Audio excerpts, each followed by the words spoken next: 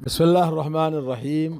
دوستو، اللہ تبارک و تعالیٰ نے ہمیں عبادات کا حکم دیا ہے۔ عبادتیں ایک دوسرے کے ساتھ جڑی ہوئی ہیں۔ جیسے نماز کی عبادت کے لیے شرط ہے طہارت کا، اور طہارت کے بعد جسم کی طہارت، زمین کی طہارت، لباس کی طہارت، اس کے ساتھ پھر شرط ہے کہ باوضو ہو، بغیر وضو کے نماز نہیں ہوتی۔ آئیے وضو کی فضیلت اور اس کے ثواب کے بارے میں آپ کو بتاتے ہیں۔ حضرت نعیم مجمر رحمہ اللہ حضرت ابو ہریرہ رضی اللہ تعالیٰ عنہ سے،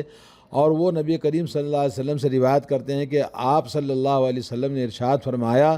یقیناً میری امت کو قیامت کے دن اس حالت میں بلایا جائے گا کہ ان کے ہاتھ، پاؤں اور چہرے وضو کے اثرات کی وجہ سے چمکتے دمکتے ہوں گے، لہذا تم میں سے جو کوئی اپنی چمک دمک کو زیادہ کرنا چاہتا ہے تو وہ زیادہ کر لے۔ صحیح مسلم کی روایت میں ہے کہ میں نے ابو ہریرہ رضی اللہ تعالیٰ عنہ کو وضو کرتے ہوئے دیکھا کہ وہ اپنے چہرے اور اپنے ہاتھوں کو دھوئے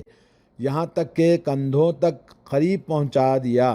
یعنی ہاتھ اتنا دھوئے کہ کندھے تک پہنچا دیا۔ پھر آپ نے اپنے دونوں پاؤں دھوئے یہاں تک کہ دونوں پنڈلیوں تک لے گئے، یعنی پنڈلی ٹخنے سے اوپر ہوتی ہے وہاں تک لے گئے۔ پھر فرمایا، میں نے رسول اللہ صلی اللہ علیہ وسلم کو فرماتے ہوئے سنا ہے، یقیناً میری امت کو قیامت کے دن اس حال میں بلایا جائے گا کہ ان کے ہاتھ، پاؤں اور چہرے وضو کے اثرات کی وجہ سے چمکتے ہوں گے۔ تم میں سے جو کوئی یہ استطاعت رکھتا ہے اپنی چمک دمک کو زیادہ کرے تو اسے زیادہ کر لینا چاہیے۔ صحیح مسلم کی یہ الفاظ میں یہ ہیں کہ میں نے اپنے خلیل خاص جگری دوست سے سنا ہے کہ آپ صلی اللہ علیہ وسلم فرماتے ہیں کہ مومن کا زیور وہاں تک پہنچ جائے گا جہاں تک وضو پہنچے گا۔ صحیح بخاری، صحیح مسلم۔ تو یہ احادیث ہمیں بتاتی ہیں کہ آدمی وضو کے اندر جتنا زیادہ اہتمام، کیونکہ جتنی احادیث وضو کے سلسلے میں آئی ہیں ان تمام کے اندر بڑی شدت کے ساتھ میں نبی علیہ الصلوۃ والسلام نے کہا، اسباغ الوضو، وضو کو مکمل طور پر کرنا، یعنی وضو کرتے ہوئے آدمی پہلے پورے اہتمام کے ساتھ میں اپنے اعضائے وضو کو اچھی طرح سے دھوئے۔ اللہ تعالیٰ نے اس امت کو دنیا اور آخرت میں بہت ساری خصوصیات عطا فرمائی ہیں جو کسی دوسری امت کو نہیں دی گئی تھیں۔ الحمدللہ، اس حدیث میں ابو ہریرہ رضی اللہ تعالیٰ عنہ نبی کریم صلی اللہ علیہ وسلم سے ہمیں خبر دے رہے ہیں کہ رسول اللہ صلی اللہ علیہ وسلم نے اپنی امت کو یہ خوشخبری دی کہ قیامت کے دن آپ کی امت دوسری امتوں کے مقابلے میں امتیازی شان والی ہوگی۔ ان کے ہاتھوں اور پاؤں اور چہروں پر نور ہوگا، یہ چمکتے دمکتے ہوئے ہوں گے، اور یہ خوشنما منظر اس عبادت کی وجہ سے نصیب ہوگا جس کو نماز کی عظمت میں خوب بڑی بصورت وضو دنیا میں اہتمام کیا کرتے تھے، بار بار دہرایا کرتے تھے، اس لیے کہ اس طہارت اور پاکیزگی سے اللہ تعالیٰ راضی ہوتا ہے۔ اور صحیح مسلم کی حدیث میں ہے کہ پاکی صفائی آدھا ایمان ہے۔ وضو کی وجہ سے جو اجر و ثواب دیا جائے گا وہ تو ملے گا ہی، اس کے علاوہ قیامت کے دن اللہ تعالیٰ ان کے اعضائے وضو میں نور پیدا فرمائے گا جو عبادت کے لیے بار بار دنیا میں دھویا کرتے تھے، اور اس نور کو جو شخص بڑھانا چاہتا ہے اس کو ترغیب دلائی گئی ہے، جیسا کہ صحیح مسلم کی روایت میں ابو ہریرہ رضی اللہ تعالیٰ عنہ نے اس پر عملی تطبیق دیتے ہوئے ہاتھوں کو کندھوں تک دھویا اور پیروں کو پنڈلیوں تک دھو کر حدیث بیان فرمائی۔ مومن کا زیور قیامت کے دن وہاں تک پہنایا جائے گا جہاں تک کہ اس کا وضو پہنچے گا۔ اس حدیث سے وضو کی فضیلت اور اس کی عظمت اور اس کا اجر و ثواب کے عظیم ہونے کو پتہ چلتا ہے، اور یہ امت محمدیہ صلی اللہ علیہ وسلم کی خصوصی نشانی ہوگی جو کسی دوسری اور امت کو نہیں دی گئی ہے۔ تو یہ حدیث، اس کے جو فوائد ہیں، احکام اور اس کے فوائد، اس حدیث میں بعث بعد الموت کی خبر دی جا رہی ہے، اور ان بندوں کو جزا و سزا اور حساب و کتاب کا فیصلہ ہوگا روز جزا کے اندر، یعنی بعث بعد الموت میں۔ نمبر 2، اس امت کی فضیلت بیان کی جا رہی ہے کہ وہ قیامت کے دن دوسری امتوں کے درمیان وضو کے اثرات سے چمکتے دمکتے پر نور چہرے اور اعضائے جسم ان کے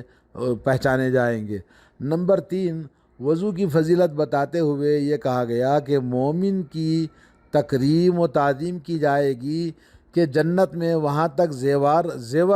زیورات ان کو پہنائے جائیں گے جہاں تک اس کے وضو کے اثرات پہنچتے ہیں۔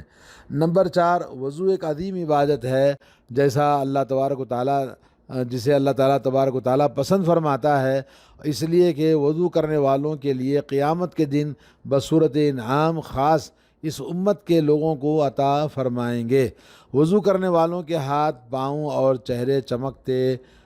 دمکتے ہوں گے، جس سے دنیا کی تمام امتوں میں امتیازی شان ہوگی اور خصوصیت ہوگی۔ نمبر 5، جو وضو کرتے ہیں وضو کرتے وقت حد بندی سے تجاوز کرتے ہوئے اعضائے وضو کو دھونا جائز ہے، جیسا کہ حضرت ابو ہریرہ رضی اللہ تعالیٰ عنہ کی حدیث میں ترغیب دلائی گئی ہے۔ نمبر 6، وضو کرنے سے دنیا اور آخرت کی برکات اس سے حاصل ہوتی ہیں۔ نمبر 7، وضو کرنے سے دنیا میں بھی اہل ایمان کے چہرے پر نور اور پرکشش ہوتے ہیں، اور آخرت میں بھی اعضائے وضو بقیہ اعضاء جسم کے مقابلے میں چمکتے ہوں گے۔ اور اسی طرح سے آپ نے دیکھا کہ وضو کی فضیلت کی وجہ سے حضرت بلال رضی اللہ تعالیٰ عنہ کو اللہ کے نبی صلی اللہ علیہ وسلم نے جنت میں آپ سے آگے چلتے چلتے دیکھا، چپلوں کی آواز سنی، تو اللہ کے نبی نے جب پوچھا کہ بھئی کیا کام کرتے ہو، تو انہوں نے کہا کہ میں جب بھی وضو ٹوٹتا ہے تو میں وضو بناتا ہوں، اور جب بھی وضو بناتا ہوں تو 2 رکعت نماز پڑھتا ہوں۔ تو اس طرح سے وضو کی فضیلت ہمیں معلوم ہوئی، تو ہمیں چاہیے کہ ہمیشہ باوضو رہنے کی کوشش کریں، اور ہمیشہ وضو اہتمام کے ساتھ، خاص اہتمام کے ساتھ، اخلاص کے ساتھ، آداب کو ملحوظ رکھتے ہوئے ترتیب سے وضو کرنا ضروری ہے۔ آئیے اس سلسلے میں ایک نوٹ آپ کو سنائیں۔ بعض کے نزدیک اعضائے وضو میں مبالغہ کرنا درست نہیں، کیونکہ فمن استطاع منکم ان یطیل غرتہ وتحجیلہ فلیفعل، تم میں سے جو یہ طاقت رکھتا ہے کہ اپنی چمک دمک کو زیادہ کرے تو اسے ایسا کر لینا چاہیے۔ یہ ابو ہریرہ رضی اللہ تعالیٰ عنہ کا کلام ہے، نبی کریم صلی اللہ علیہ وسلم کا کلام نہیں۔ اس لیے چہرے، ہاتھوں اور پاؤں میں جتنی حد ہے اتنی حد تک ہی خاص طور پر دھونا چاہیے، زیادہ نہ کرے۔ البتہ یعنی احتیاط کے طور پر کچھ زیادہ کر لے تو کوئی حرج نہیں۔ نمبر 2، نوٹ کیا یہ ہے کہ ابو ہریرہ رضی اللہ تعالیٰ عنہ کا قول سمعت خلیلی، کہ میں اپنے جگری دوست سے بات سنا ہے، تو یہ تعارض نہیں اس قول سے جس میں رسول اللہ صلی اللہ علیہ وسلم نے فرمایا کہ انی ابرئ الی اللہ ان یکون لی منکم خلیل،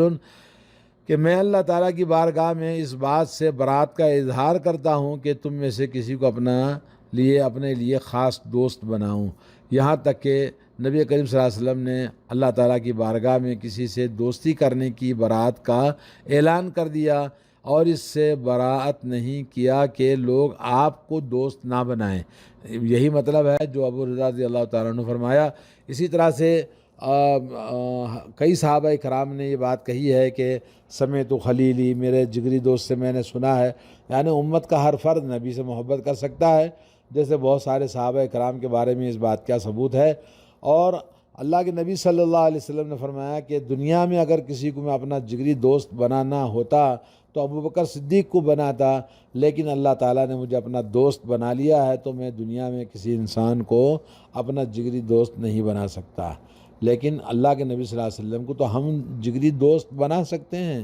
نبی سے محبت انتہائی طور پر اور آپ کی سنتوں پر عمل کرنے کے لیے ہم آپ کو اپنا